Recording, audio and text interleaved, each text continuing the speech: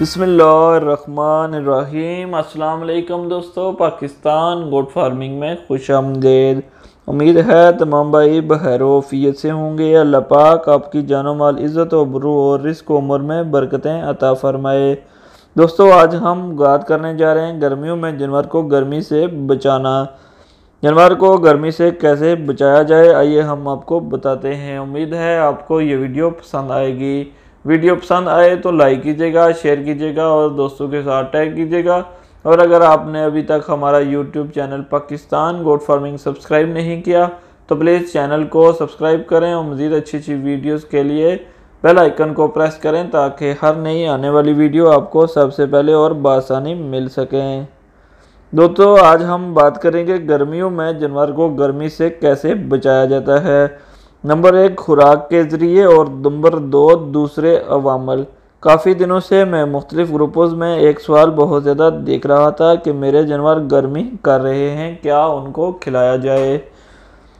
आज मेरे भाइयों मैं इस पे तफसील से आपको बताता हूँ। जानवर में गर्मी की 2 वजूहात होती हैं। एक मौसमी गर्मी से में 2 चीज़ें आती हैं, दर्जा हरारत का बढ़ जाना, दर्जा हरारत और हबस दोनों का बढ़ जाना। पहली सूरत हाल इतनी ख़तरनाक नहीं जितनी दूसरी, इसलिए हबस वाले मौसम में जानवर की देखभाल ज़्यादा करनी चाहिए। जब दर्जा हरारत बढ़ जाए तो जानवर को ठंडा रखने के लिए ज़रूरी चीज़ें, आपका शेड हवादार हो, ऊंचा हो। शेड की ऊंचाई और हवा की क्रॉसिंग बहुत अहमियत की हामिल है।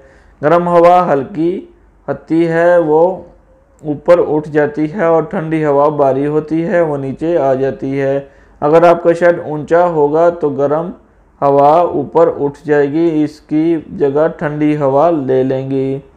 अगर शेड की ऊंचाई कम होगी, जैसा कि रावलपिंडी रीजन में है, तो ना गर्म हवा ना ऊपर जाएगी ना ठंडी नीचे आएगी। दूसरी अहम बात, शेड की चारों साइड खुली होनी चाहिए ताकि हवा की क्रॉसिंग हो, गर्म हवा को निकलने का रास्ता मिले। साइड वॉल जितनी खुली होगी उतनी हवा की क्रॉसिंग ज़्यादा होगी और शेड का दर्जा हरारत कम रहेगा। इसके बाद ज़रूरी चीज़ें, शेड की छत की बैरूनी साइड पर सफ़ेद चूना मार दें, इससे भी गर्मी कम होगी।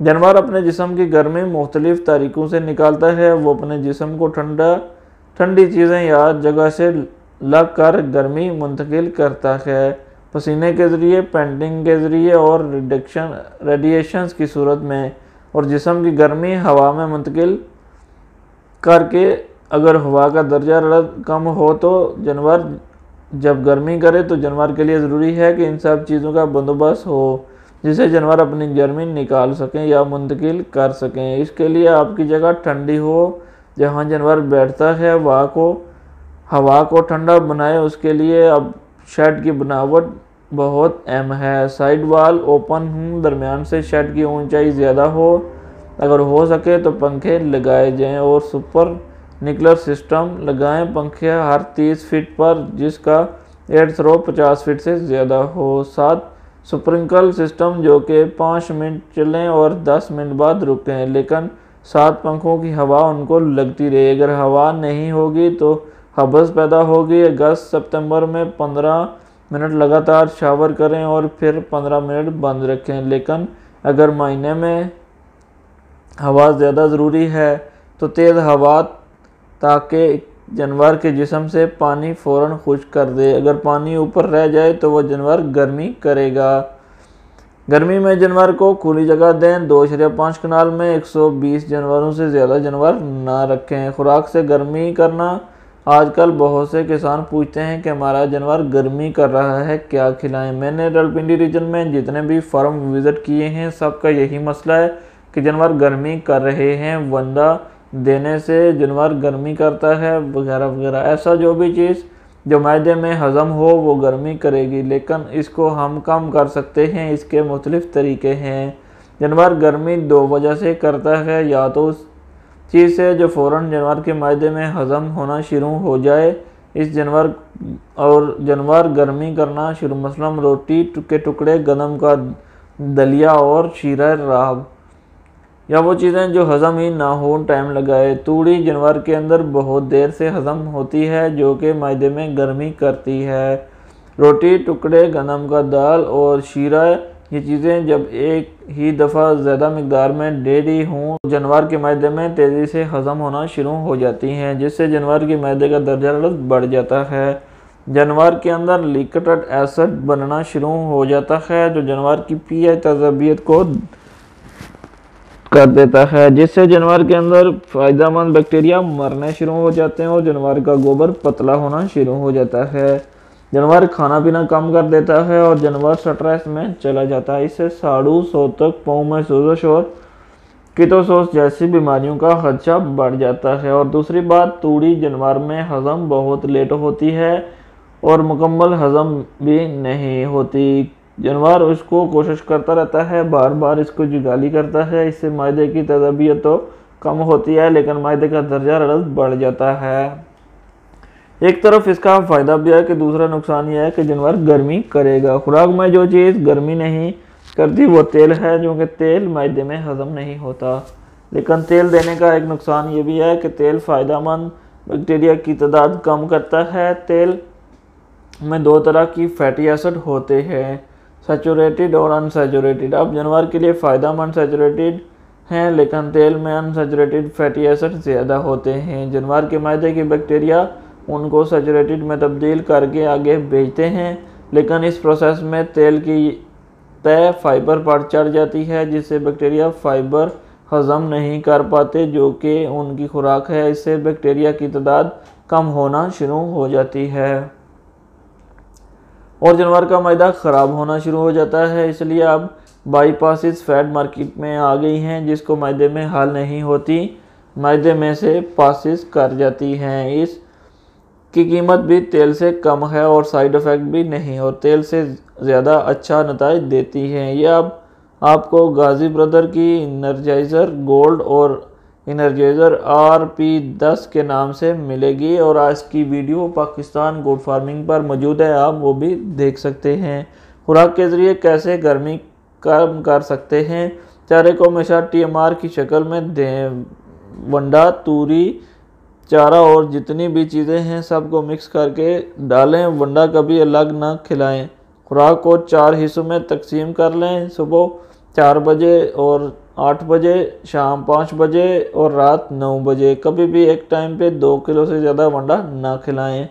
जब आप सब कुछ मिक्स करके देंगे तो उसका फ़ायदा ये होगा कि आपका जानवर खाएगा ज़्यादा और मैदा ठीक रहेगा। जो चीज़ें फ़ौरन हज़म हो जाती हैं वो थोड़ा टाइम लगाएंगी, जिससे मैदा तज़बियत नहीं करेगा। और 4 दफ़ा खुराक देने से ये होगा कि जानवर एकदम से गर्मी नहीं करेगा। गर्मी में इन चीज़ों को खुराक में लाजमी कर दें। नमक 50 ग्राम एक जानवर, खर्चा 0.25 रुपये। मीठा सोडा हर 1 किलो वंडे के साथ 12 ग्राम। अगर 8 किलो वंडा खिला रहे हैं तो 100 ग्राम, खर्चा 5 रुपये। बाईपास फैट 300 ग्राम, डेली खर्चा 40 रुपये। लाइफ पेस्ट 4 ग्राम। पेस्ट गर्मी कम करती है और दूध बढ़ाती है। इससे 1.5 किलो फ़ायदेमंद बैक्टीरिया की तादाद बढ़ती है, जिससे आपकी खुराक हज़म ज़्यादा होगी। खर्चा 5 रुपये। ट्रेस मिनरल्स और विटामिन की मकदार बढ़ा दें, गर्मी में उनकी ज़रूरत ज़्यादा होती है। 10 ग्राम ट्रेस मिनरल्स देने से इसका जानवर 1 किलो से ज़्यादा दूध बढ़ाएगा। खर्चा 10 रुपये। ख़ास करके विटामिन ई और विटामिन सी एक स्ट्रेस ख़त्म करता है, एक कुव्वत मुदाफ़त देता है।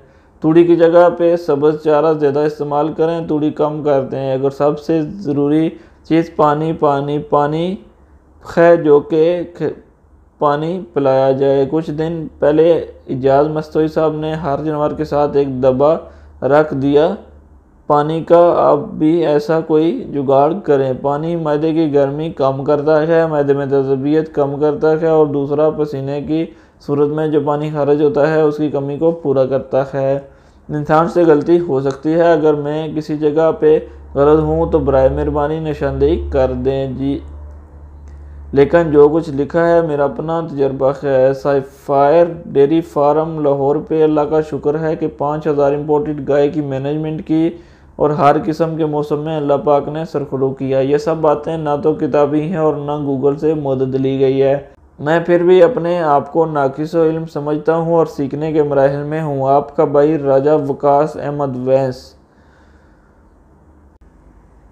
दोस्तों उम्मीद है आपको रजा वकास अहमद वैंस की ये वीडियो और मालूमात पसंद आई होगी। वीडियो पसंद आए तो लाइक कीजिएगा, शेयर कीजिएगा और दोस्तों के साथ टैग कीजिएगा। और अगर आपने अभी तक हमारा YouTube channel Pakistan goat farming subscribe नहीं किया तो प्लीज़ चैनल को सब्सक्राइब कीजिएगा और साथ बेल आइकन को प्रेस कीजिएगा ताकि हर नई आने वाली वीडियो आपको सबसे पहले और बआसानी मिल सकें। दुआओं में याद रखिएगा। राजा वकास अहमद वैंस के लिए खुसूसी दुआएं फरमाइएगा। अपनी और अपने जानवरों की हिफाजत कीजिएगा। अल्लाह निगहबान। पाकिस्तान जिंदाबाद। Subscribe now and press the bell icon. Never miss an update.